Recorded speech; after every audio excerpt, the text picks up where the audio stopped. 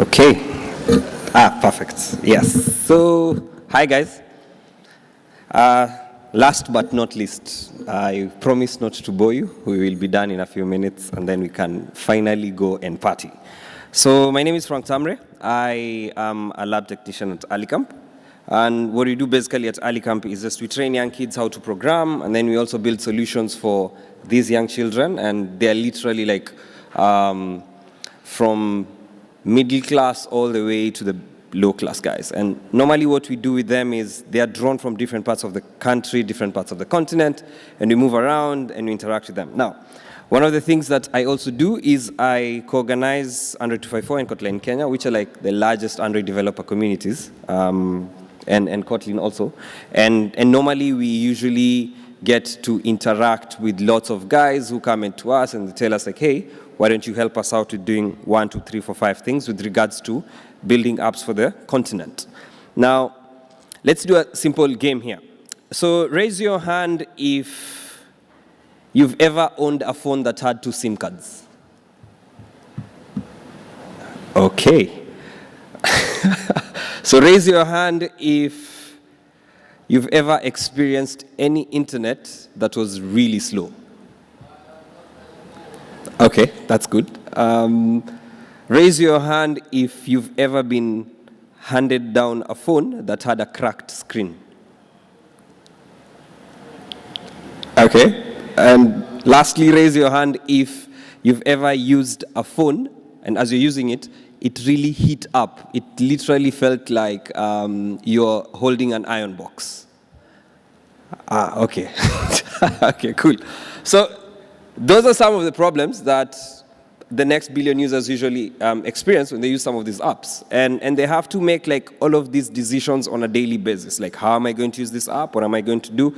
And all those things. Now, the way I've structured the talk is we're just going to talk about like how, just to understand the way that audience is built like. And then after that, we're going to look at like considerations for developers, even as you're building your apps for the next billion users. So the first part is that understanding the audience. Now, if you look at it keenly, the world has a population of 7.4 billion people. This number is growing every single year by 1.2%. And of this number, that is 7.4 billion plus people, approximately 50% of them are not connected to the internet. Approximately 50% of them are not yet digital. Now, these numbers are drawn from the emerging markets, and that is South America, Africa, and Brazil. Obviously, when we say a huge chunk of them, I do not mean that if you go to these countries, I come from Nairobi, does not mean that you don't have 4G, you don't have this very advanced internet, but a huge chunk of those parts of the continent, like India, the lower part of Asia, that is Southern Asia, you look at Africa in general, and also you look at South America, generally you'll find that these are the guys in the emerging market, these are the guys that are termed as the next billion users. Now, these guys are not yet online, as I say. And the thing is, they're going to go online via mobile. They're not going to use the computer, they're going to jump it. And I've seen it so many times within Africa that most people, the first time that they access the internet is not from the computer or from the laptop. So they actually access it from the Android device. And these Android devices are, as I was telling you, are given to them by someone, and they are really take a certain specific feature. Now, currently there's a lot of talk on 5G.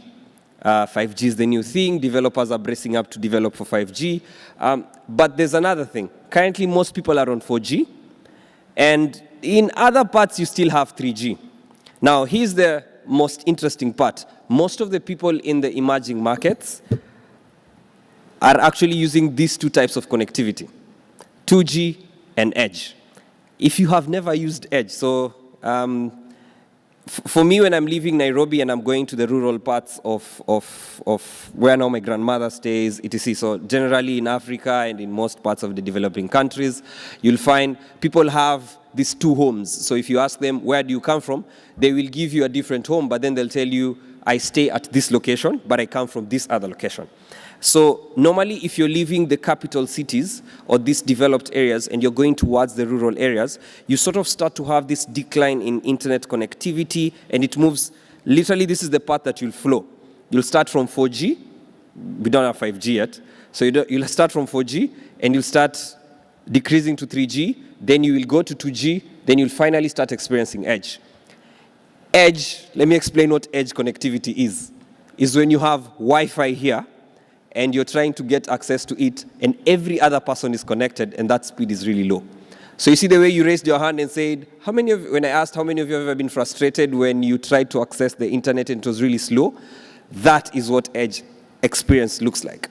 And it's really as basic as even opening a text document is as hard. A text, like just a website with text only, would take forever for you to just like download it. And you'll keep on refreshing and refreshing and refreshing.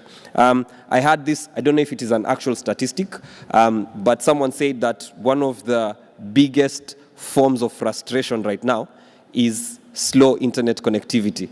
That you'd rather say, I don't have internet at all, than have very slow connectivity. So you can imagine these people, this is what they start to experience.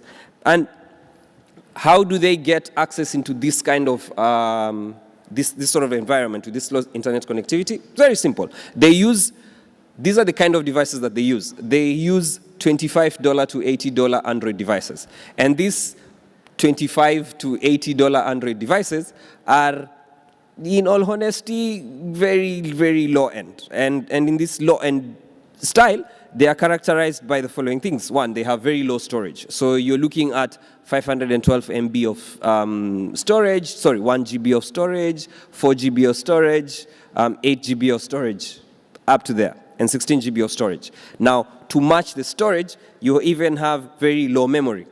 So you have 512. I tried searching for 256. Nowadays, it does not exist in this current age. So you have 512 and 1 GB of RAM. That's what you're playing at. So you have 1 GB of RAM and 8 GB, let's say, of storage, and that's what the user or the person who's using the phone needs to manage that. All of us are developers. You know what it means to have very slow RAM, right? So already that's what they're experiencing. So low storage, low memory. Apart from that, they use hand-me-down. So what a hand-me-down kind of device is, so I'm using this device. I stay with it for like 2-3 years. Instead of me selling it, I go to the village, I meet my cousin, I give it to him. By the time you've used that device for a couple of times, I was talking to this guy who does repairs, and every time your device is falling down, it's hitting things, you're splashing things on it, it starts wearing down. The hardware starts wearing. So then it gets to a point where if they have to call you or make a call, they have to put you on loudspeaker. And in some cases, they don't use the phone with the side that you have the glass, but they have to turn it to the other way around this way, and then they pick the call. Because for some devices still, you have some speakers at the back. So then that's how they'll actually make a call. So they do the dial, and then they put it at the side, and like, hello, yes, and then after they're done, they quickly do that. The other thing with these kind of devices is that they have very small screens.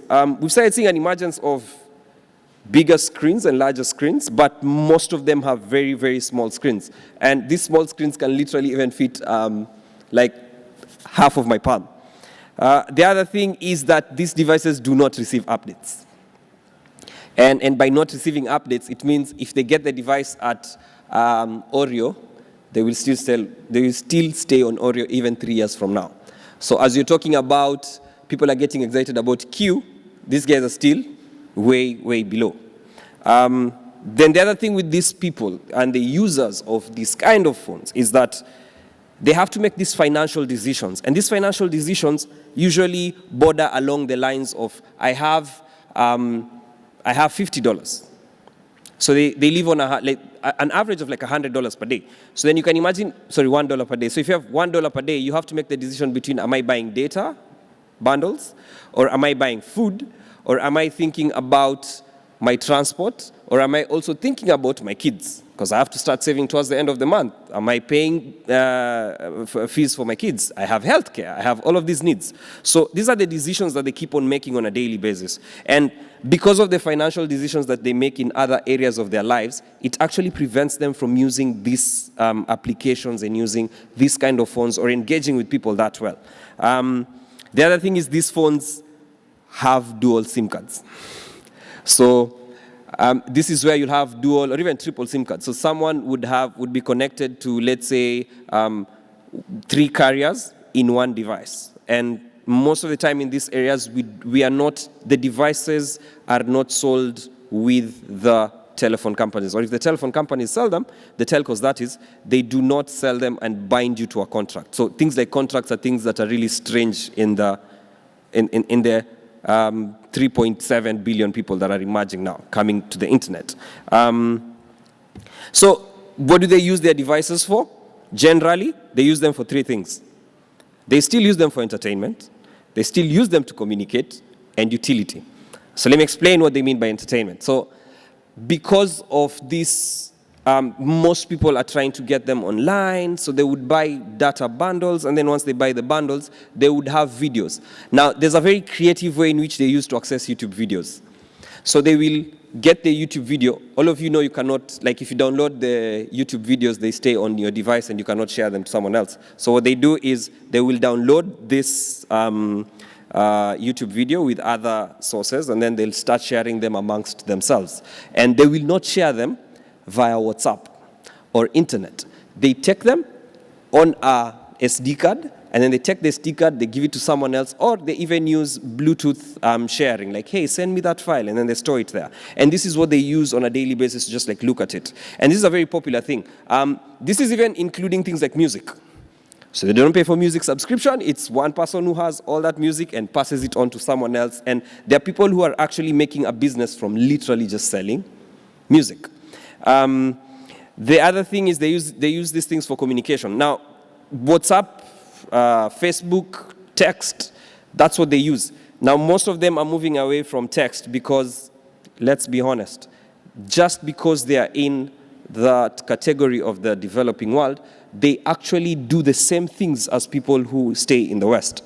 Now, they still want to communicate, they still want to send GIFs, they still want to look at videos, they still want to send these funny videos, they still want to keep up to date with what is happening in the world. So normally, they would use Facebook as a primary source of communication. They will still use WhatsApp as a primary source of communication. And nowadays, there's even an increase where you would literally find your grandma sending you an inbox, and you're thinking, why is my grandmother sending me a friend request? Or your cousins in the village. And they're like, yeah, I sent you a friend request, and you refuse to answer when you go and visit them. So this is like something that is very common. And then utility apps. Utility apps border from are categorized in a totally different way when you look at this segment of people that I'm talking about. One is these utility apps we have loan apps. So we have Android loan apps, and popular like in Africa, I'd mentioned things like Tala and Branch, and these are like loan apps where they literally they ask you can request for money or take a loan without necessarily producing any form of collateral. So even right now as I'm talking, if I wanted an advance of like up to $70, $80, even all the way up to $500, I can get it on the instant from an app, and that's it. And they don't need you to have any form of collateral, they just ask for it from you. And these are the things that they call like utility apps for them. So as you're developing for these people, there are several decisions that they themselves make, and also you as a developer need to have as you're making these considerations on a daily basis. So one of the first things is, because you have very, very slow internet, one of the things that you need to literally just like have it at the back of your mind if you're developing for this next billion users is something very simple. Think about having a cache or a cache mechanism. And this is where, when you are designing your app, like at the ultimate form of it, think about it that I want to make my app in such a way that every single time that I want to, let's say, access images, I want to access some resources that are on the internet, I don't need to be doing the same thing all the time, because the internet in these areas are very, very unpredictable. Now you might be enjoying 3G. It can literally just like fall, snap of a button, and you go all the way to 2G on edge, and like you don't have internet. And it's not assured. It's not something that you can go and complain to the network carriers and tell them you're giving me low internet. No, you will pay for it if you had bought the bundles. So having this cache mechanism is something that is really good, because one is it helps you avoid the questions or the conversations that most of these users have. And these users usually have this kind of conversation. When they want to download your app, here's where they start from. They know how to check the size of that application, so they will look at the size. No matter how good your app is, this is what they say. but your app is big. It has a very big size. Why is it 80 MB? What does it do? It's gotten to an extent where I think you've seen, and if you go to the Play Store, we have a good example is like Facebook Lite. Even Uber, for instance, I don't know if it's there, but like here, I don't know if it's there, but then if you go back to Nairobi, if you go back to other parts of like Africa, you'll have Uber and Uber Lite. And they'll literally prompt you every single time, if you're using the main Uber app, you can use this other lighter version that is one very, very small size in itself, and then it doesn't access a lot of resources. It's really, really trimmed down, and some features that would make you like have all these graphics and etc. are no longer there. The other thing that you need to also look at is avoid making multiple calls to the server. So this is, I think this is mostly like a either beginner or intermediate sort of problem, or if you're doing your architecture very slightly with issues, where you don't need to be making all the network calls all the time. Like determine within your app and say, okay, so I have this set of 8 or 9 features, and I don't need to access 9 of them at once. Maybe when someone downloads it at the first time, I'll give them 4. And these other 3 are on request. I don't need them to download these 5, 10 things that literally they're not going to use it at that point, at that moment in time, that is.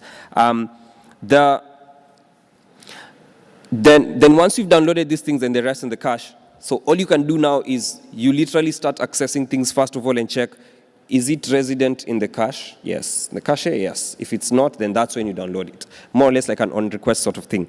The other thing that you can use just to check on whether the network is changing, and this is something that if you're building anything that needs to access the internet in these areas, is that you have to use a network callback class. I'm forgetting what it used to be before, but the old one was deprecated. I think in version 2.9, I think so. It was deprecated, and then now we started using the network callback class. And then with essentially what it does is it just checks for network connectivity changes. And this is very, like the example that I was giving on if I'm moving from a capital city with like 4G sort of connectivity, and I'm moving all the way down, where I'm literally experiencing 4G, dropping to 3G, then to 2G, then to edge. I actually have this network callback and like just checking, like is there a change in the network? Yes, no, yes, no, yes, no.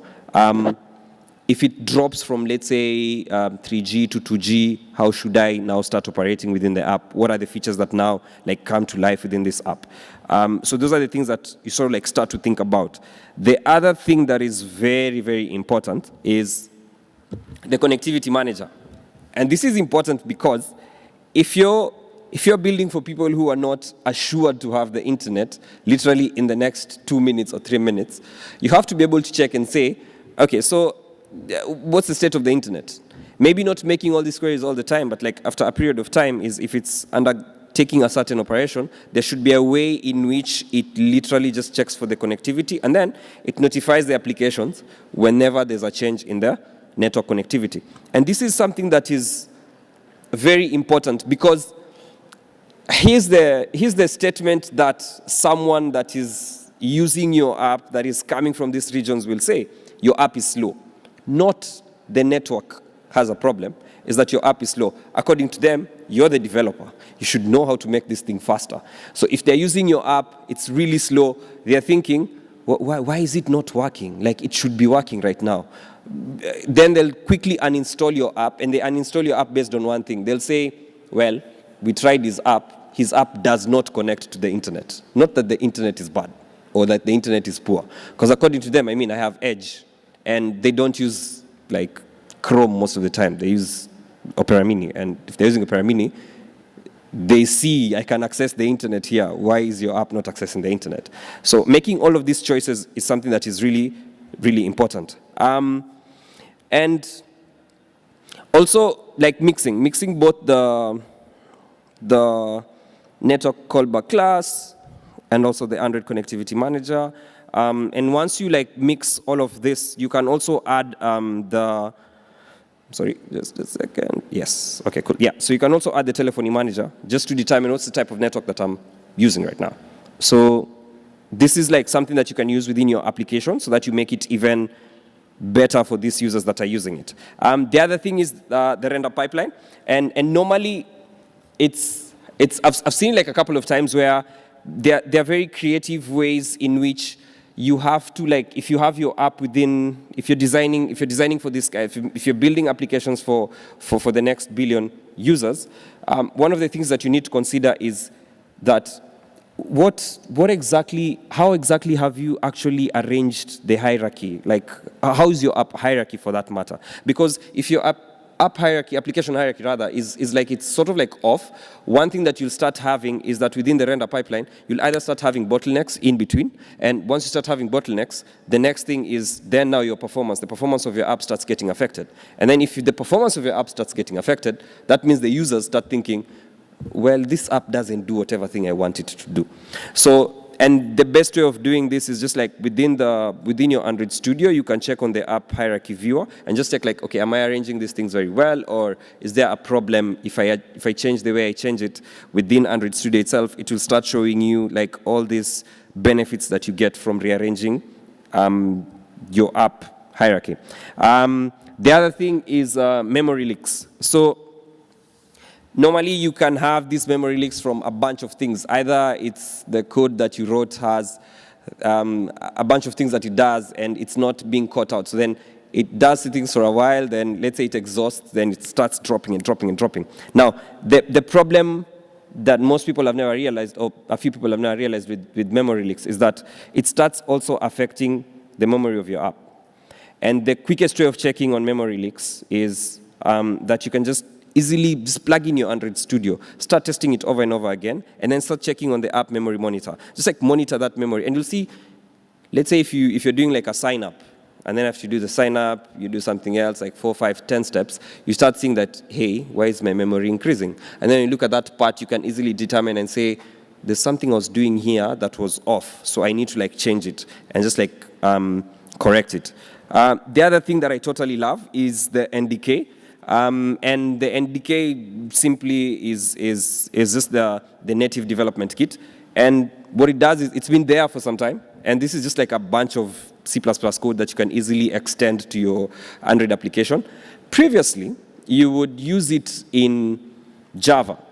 Now you can also use it in Kotlin. And literally what the NDK does is you have your C++ libraries, and you use it for performance-intensive tasks. Not for everything, just performance-intensive tasks.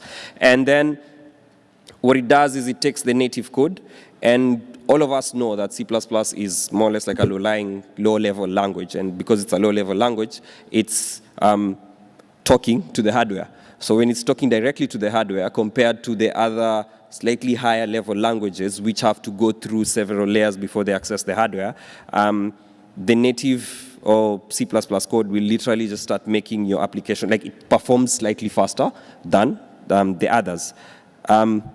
Performs slightly faster, I'll put it in quotes, because I don't want to engage in a debate of, well, I can do it better than this other one.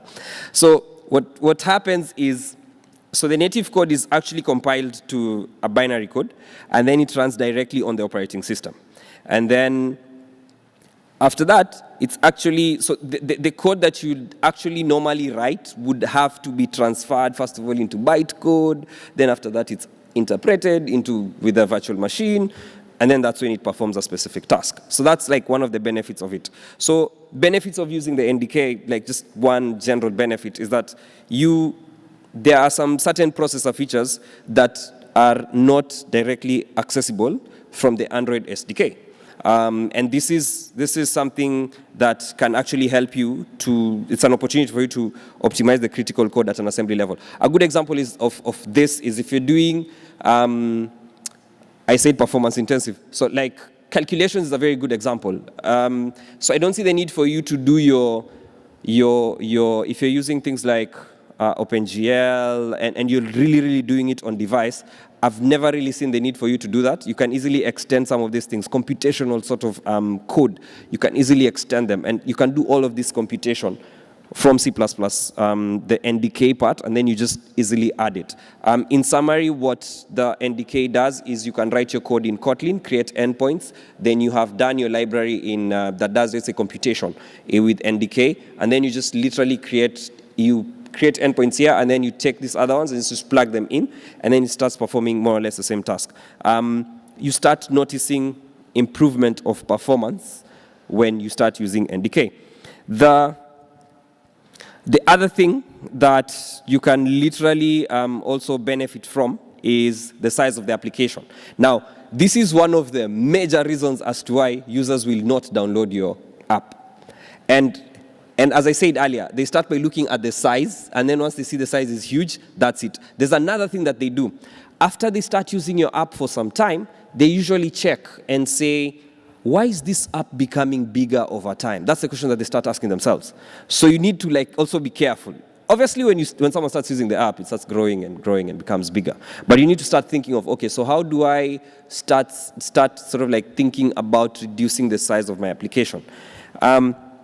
When you talk about the size of the app, there are several things that cause it, and I'm just going to talk about them, and then how do you reduce all those things?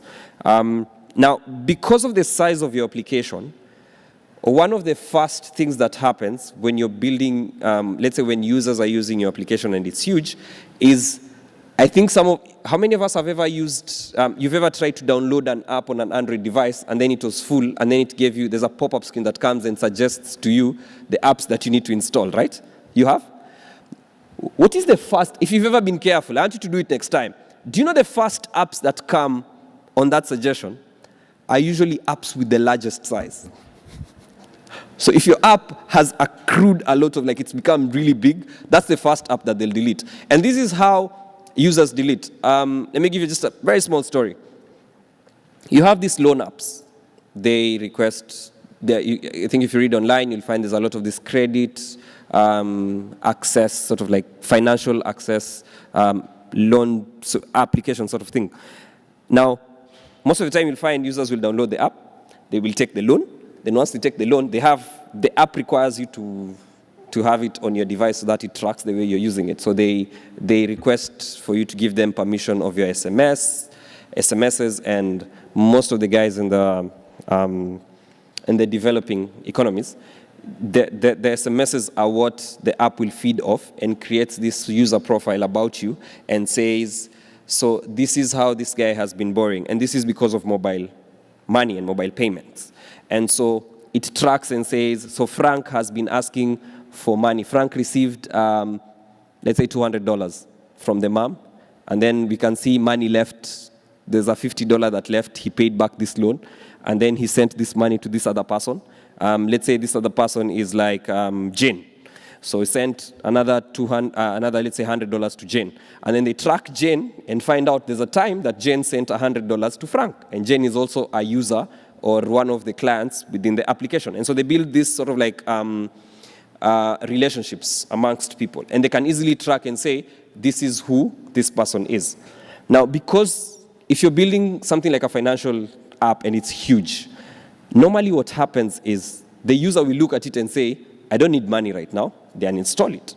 So the data that you would have collected from the continual usage by this guy, you can't. So any new contacts that they create in between then and let's say the time that they'll again need your money is virtually lost. All that data is lost. So then you have this user who started using your app in January, then they disappeared from March, came back again in August, then they used it for a month, then when September started, they've disappeared.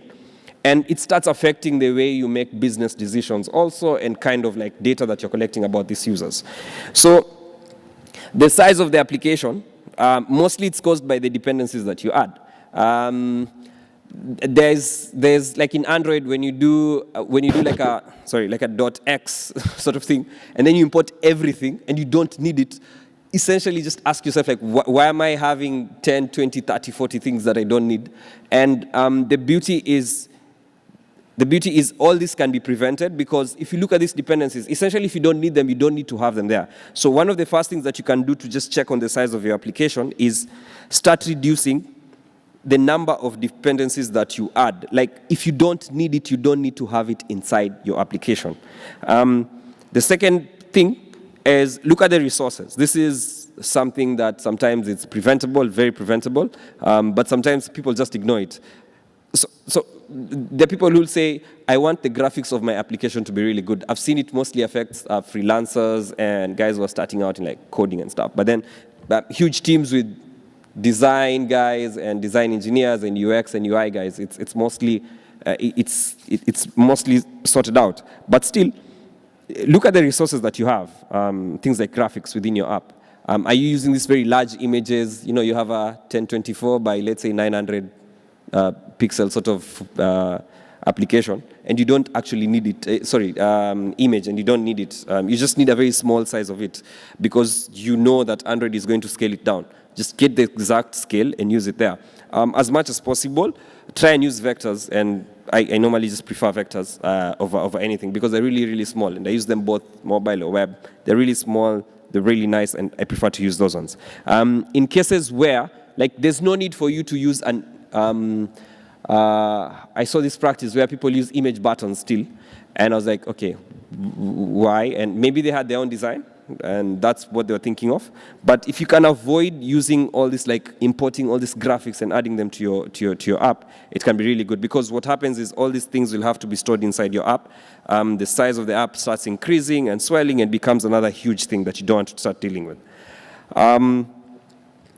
The other thing you can use is that within Android Studio itself, you can start checking and see, there's the size analyzer that starts to check the way, if you've developed your application, you can easily pick it up and just start to see what's the size that my Android application has either gained or reduced, and you have to track it. And using the size analyzer looks like a very, oh yeah, why should I look at it? But it starts affecting that size of the application as it's growing. So you're adding things, and you're piling them up, and then it's becoming this huge thing that you're going to release out to people to use. And no one is actually going to download the application, because they're looking at it and they're thinking, if this app is 100 MB and it's doing this set of tasks, but there's another app that's 10 MB and it's doing the same set of tasks, they are not loyal to brands. Only except Facebook, WhatsApp. That's it. But they're not loyal to brands. There's no loyalty to any brand whatsoever. So if your app can't, it's not small and it does not solve their problems, they will literally just uninstall it and move on. The other thing you can do is use the Android app bundle. I think we are now aware of the Android app bundle. Try and play around with it. It's not, I know sometimes there's usually that complaint of, oh, there are new things being added every single year.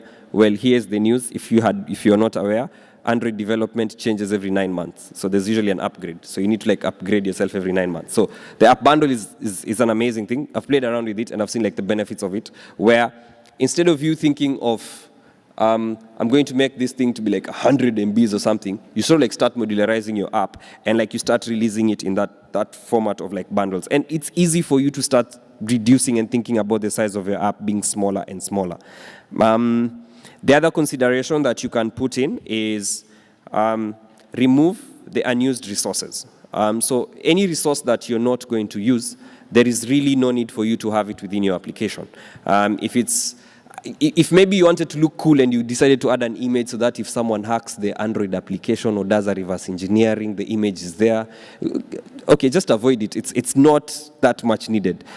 You can have better ways of dealing with important resources that you think you need, but having them there is really good. And when I talk about all this, removing these unused resources, you can have, let's say if you have your app and your app needs to access 10 images, you don't need to say download all the 10 images at once. No, there's even a better way where someone actually uses your app uses those set of resources on demand. So when they say, I want to access this, then you can tell them, hey, use the internet, and then you can actually start playing around with it. Last but not least is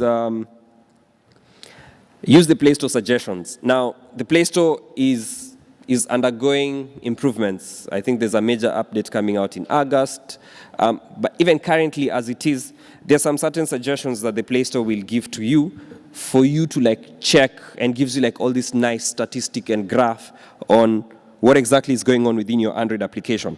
So the best thing for you to do is normally just check and say, okay, so the Play Store suggests you have uploaded your app, it's telling you to reduce it, why don't you just reduce it? And sometimes it scans through it and tells you, this is taking too much graphics, this is taking too much size, this is taking too much size, and this is taking too much size.